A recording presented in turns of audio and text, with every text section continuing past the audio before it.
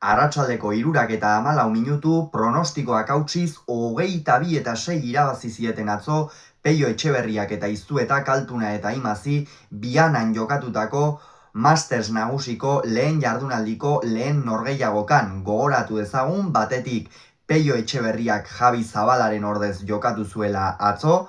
Javi Zabala bera ere ordezko lanak egiten ari da maila nagusian, Darioren lesioaren ondorioz, baina atzo arazoren bat bazuen Logroñoko aurrelariak eta bere ordez Peio Etxeberria jokatu zuen Iztuetarekin Bianan. Bestalde, gogora ezagun nola iritsi den pilotari bakoitza norgehiagoka horretara, batetik Jokin Altunak, ez zuen finalean sartzerik izan San Fermin torneoan, partida bakarrera geratu ziren Martija eta biak, Ander Rimazek ere azkar esan behar izan zion agur San Fermin torneoari, Iñaki Artolarekin batera atariko norgehiagoka ezpaitzuten irabazterik izan, Peio Etxeberriak finala jokatu zuen San Fermin torneoan eta Martxel Iztuetak irabazi egin zuen San Fermin torneoa, beraz konfiantzaz beteta iritsi da Masters honetara eta atzo hori demostratu zuen, konfiantzaz beteta dagoela Martxel Iztueta. Haze partida jokatu zuen 22-6 eta emaitzak jokoan gertatu zena ere islatzen du. 12-1 iritsi ziren lehen etenaldira eta dena eman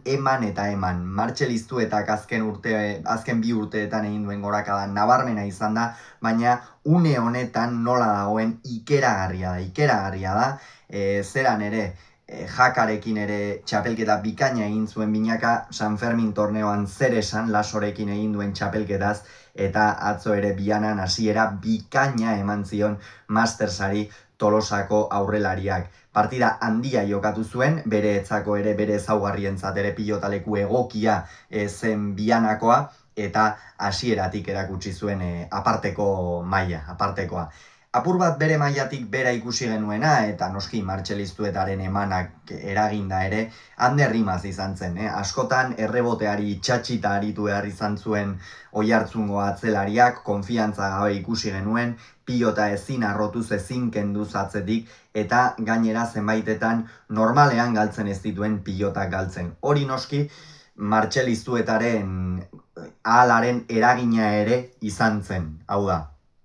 Atzetik ematen zituen pilotaka horiek eta askotan aurrera joaten zen horiek, jada nekatuta ematen zituen, lan asko egin behar izan zuen atzetik, eta Jokin Altuna lehen zati horretan erabat desaktibatu egin zuten erabat. Ez zuen jokoan sartzerik ere izan amezketako aurrelariak, eta ondoren, bigarren zatian 18-3 joan ziren, eta aipatzekoa baita ere Peio Etxeberriak egin zuen partida, oso inteligente jokatu zuen, Martxelen ahalari zukua ateratzen bete-betean asmatu zuen, aurrean hor Jokini ere jokatzera usartu zuen, eta Jokinek kontraerasoan egiten zizkion hainbat jokaldietan ere ongi eramaten zituen pilotak, ongi dago Etxeberria une honetan, finala ere ona jokatu zuen, ezker bikaina du, defentsan oso pilotari trebea da, hanka azkarrak ditu, eta fisikoki ikeragarria da daukan fondoa, daukan erresistentzia,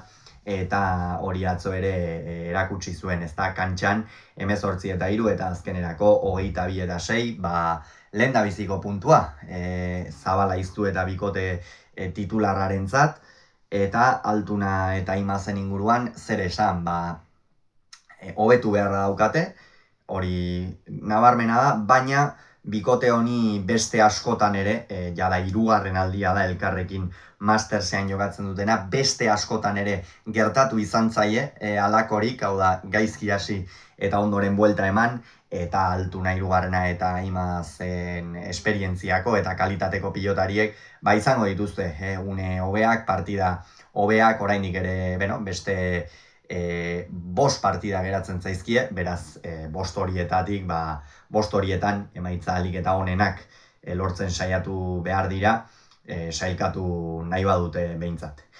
Hauxe beraz esan beharrekoa, gogoratu Etxeberriak eta Iztuetako 22, Altunak eta Imazek 6 Bianan.